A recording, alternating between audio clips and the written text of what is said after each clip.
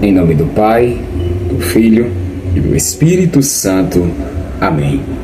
Hoje nós iremos estudar Hebreus capítulo 9, um capítulo que mostra a diferença entre o culto antigo e a obra definitiva de nosso Senhor Jesus Cristo, como ele entrou no santuário celestial e o poder do seu sangue para nos purificar de vez. Amém? E se você quer entender como a salvação foi consumada em Jesus, então se inscreva-se no canal, ative o sininho e deixe o seu like, pois assim mais pessoas serão alcançadas pela palavra de Deus. Vamos agora para o estudo.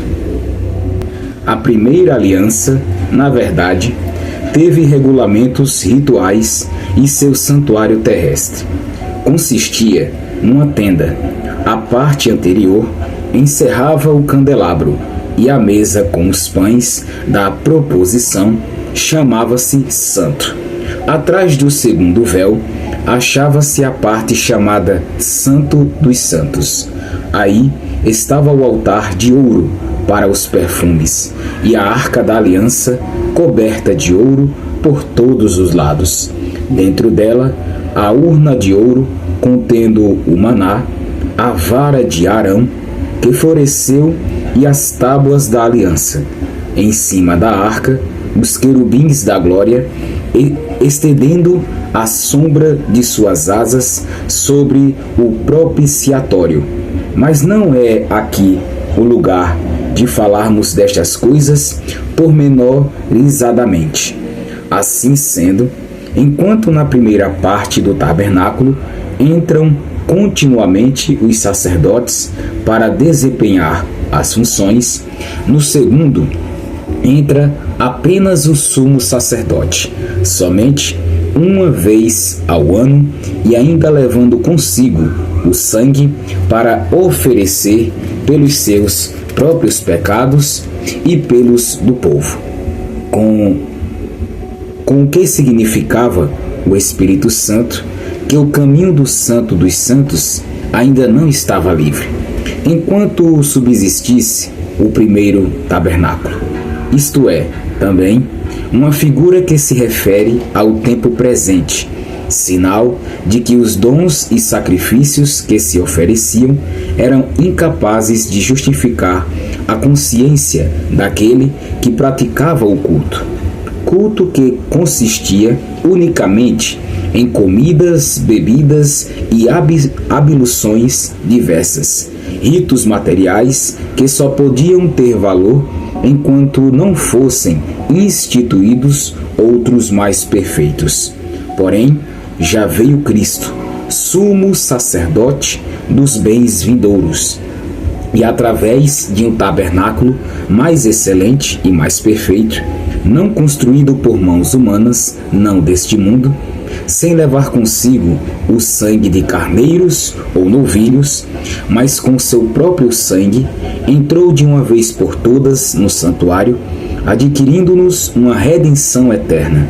Pois, se o sangue de carneiros e de touros e a cinza de uma vaca, com que se aspergem os impuros, santificam e purificam pelos menos os corpos, quanto mais o sangue de Cristo, que pelo Espírito eterno se ofereceu como vítima sem mácula a Deus, purificará a nossa consciência das obras mortas para o serviço do Deus vivo.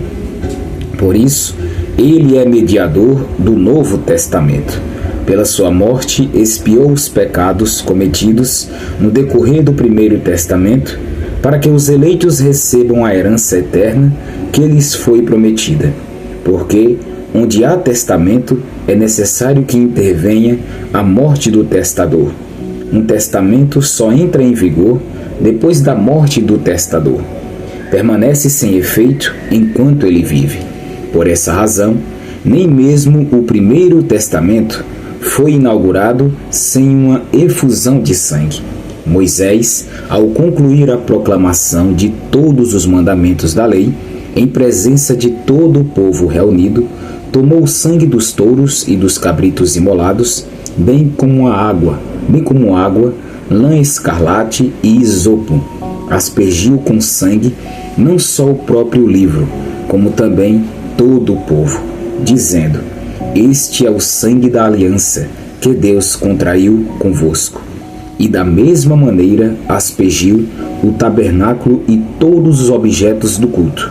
Aliás, conforme a lei, o sangue é utilizado para quase todas as purificações, e sem efusão de sangue não há perdão.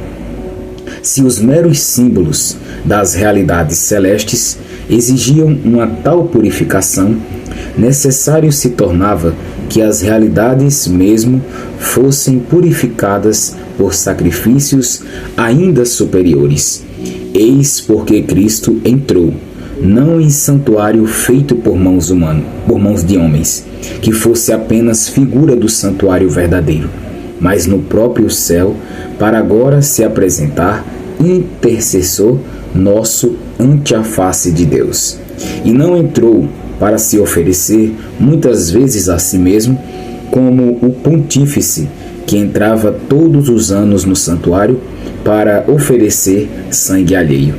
Do contrário, lhe seria necessário padecer muitas vezes desde o princípio do mundo, quando é certo que apareceu uma só vez ao final dos tempos para a destruição do pecado pelo sacrifício de si mesmo, como está determinado que os homens morram uma só vez, e logo em seguida vem o juízo. Assim, Cristo se ofereceu uma só vez para tomar sobre si os pecados da multidão, e aparecerá uma segunda vez, não porém em razão do pecado, mas para trazer a salvação àqueles que o esperam. Palavra do Senhor, graças a Deus.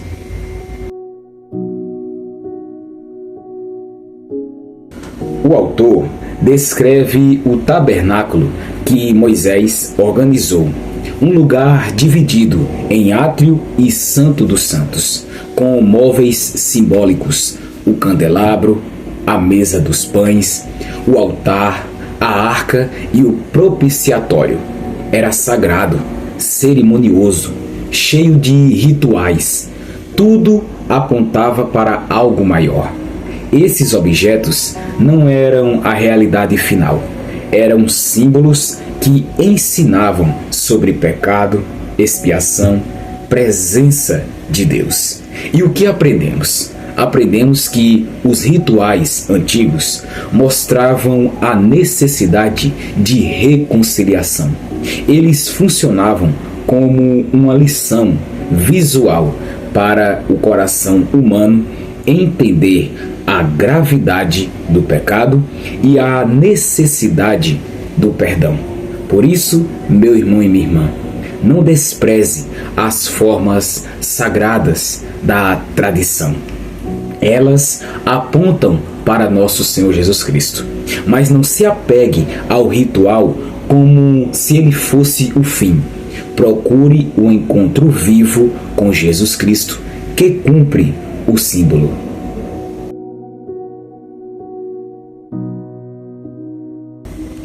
Os sacerdotes entravam repetidamente no Santo dos Santos para oferecer sacrifícios. Um ciclo que não resolvia o problema do pecado definitivamente. As cerimônias, elas levavam a atenção às coisas externas, alimentos, rituais, e não transformavam o coração. Eram regras que elas serviam para uma época, apontando para a necessidade de algo maior.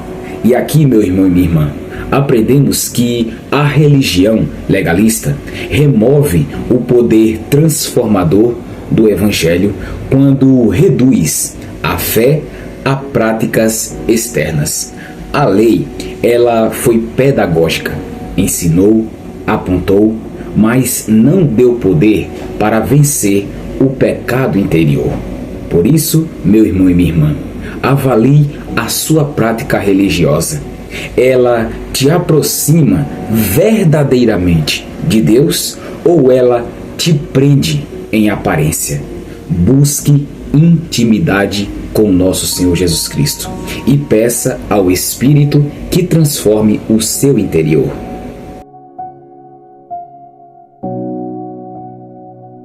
Aqui está a virada do capítulo. Jesus, como sumo sacerdote perfeito, não entrou no tabernáculo feito por mãos humanas. Ele entrou no santuário celestial com seu próprio sangue. Não sacrifícios repetidos de animais, mas um único sacrifício eficaz. A sua obra é superior porque ela é real, eterna e suficiente. E aqui aprendemos que a redenção cristã não é figura, é realidade. Não há necessidade de repetições infinitas. O sacrifício de nosso Senhor Jesus Cristo abriu acesso definitivo a Deus. Por isso, meu irmão e minha irmã, quando você se sente inseguro sobre a sua salvação, lembre-se, não depende de suas obras repetidas. Depende do que Cristo realizou uma vez na cruz e na ressurreição. Amém? Confie nisso.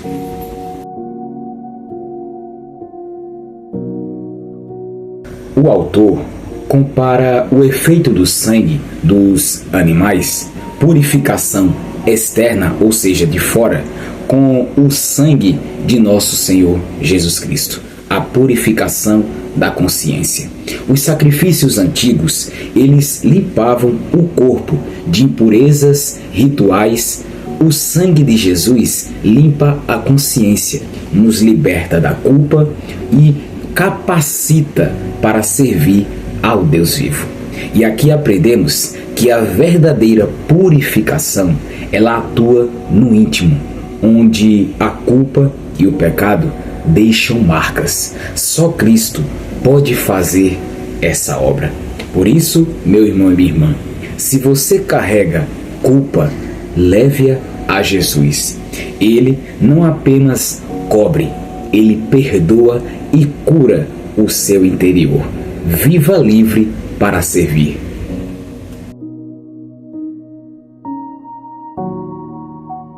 Paulo, o autor, ele afirma que Jesus é mediador da nova aliança, que garante a redenção eterna. O derramamento de sangue, ele era necessário para confirmar a aliança nos costumes antigos, e Cristo, ele confirmou a nova aliança com seu próprio sangue. Portanto, nosso perdão e herança são seguros. Há também a verdade histórica. No Antigo Testamento, leis e pactos muitas vezes eram selados com sangue. Agora, o selo definitivo é o sangue de nosso Senhor Jesus Cristo. E aqui aprendemos que a nova aliança não é frágil, é selada pelo sangue do Filho. A promessa da salvação é confiável. Por isso, meu irmão e minha irmã, se você teme retroceder, lembre, a sua posição em Cristo está selada. Viva com gratidão e responsabilidade. A redenção exige de nós uma vida transformada.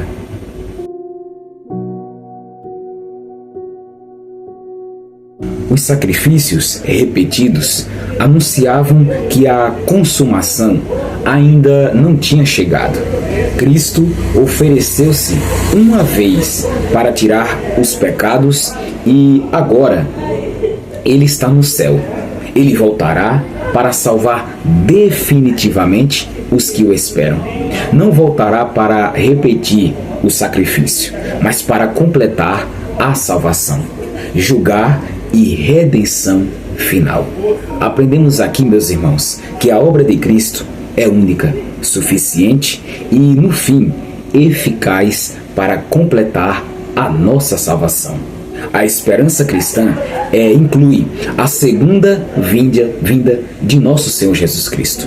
E aqui, meu irmão e minha irmã, aprendemos que temos que viver atentos e esperançosos. A vida cristã é marcada por fidelidade até a volta do Senhor. Por isso, persevere em santidade e amor. Meus irmãos e minhas irmãs, Hebreus capítulo 9 nos mostra que nosso Senhor Jesus Cristo fez o que nenhum sacrifício humano poderia fazer. Entrou no santuário celestial com o seu próprio sangue, trouxe redenção definitiva, limpou a nossa consciência e inaugurou uma aliança eterna. Amém? E se essa palavra tocou o seu coração, eu peço com carinho, meu irmão e minha irmã, que se inscreva no canal, ative o sininho e deixe o seu like, pois isso ajuda a palavra de Deus a alcançar vidas que precisam ouvir essa verdade. E compartilhe com o irmão que precisa de paz. Amém? Que Deus te abençoe poderosamente, em nome do Pai, do Filho e do Espírito Santo. Amém. E se Deus quiser, estaremos juntos para estudarmos mais um capítulo da Palavra de Deus. Amém? Fiquem com Deus e até o próximo vídeo. Até lá, meus irmãos.